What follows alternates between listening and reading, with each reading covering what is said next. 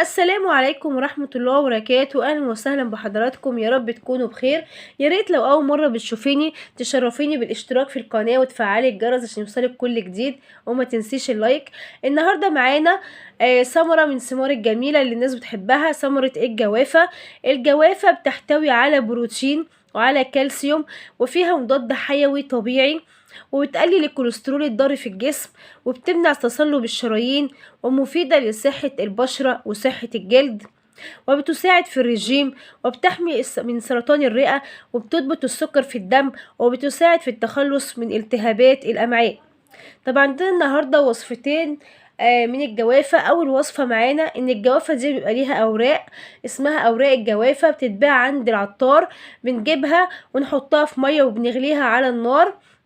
بعد كده نشرب المية دي، بتستخدم في علاج السعال والكحة، وناس كتير جربوها وجابت نتيجة ممتازة.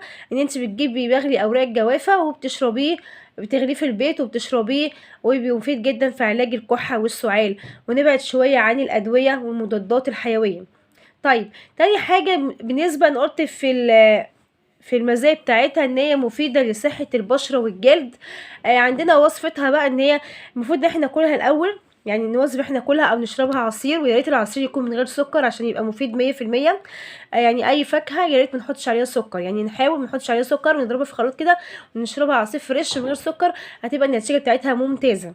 طيب، مش حابين ناكلها نشربها عصير، ماشي.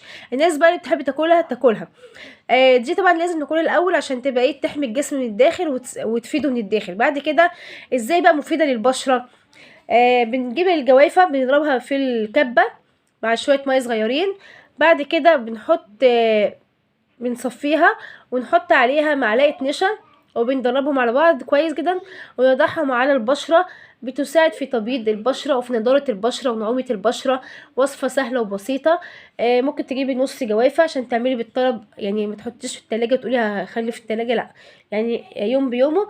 نص جوافة بتاكلي النص التاني والنص الأولاني، النص الأولاني تضربيه في الكبة وتعملي ماسك للبشرة سهل وبسيط، مع معلقة نشا تعمليه كريمي، وهتلاقي وصفة ونتيجة سهلة وجميلة جدا. ويا رب اكون مطولتش عليكم، ويا رب تشتركوا في القناة وتفعلوا الجرس، ودمتم في خير وسعادة، والسلام عليكم ورحمة الله وبركاته.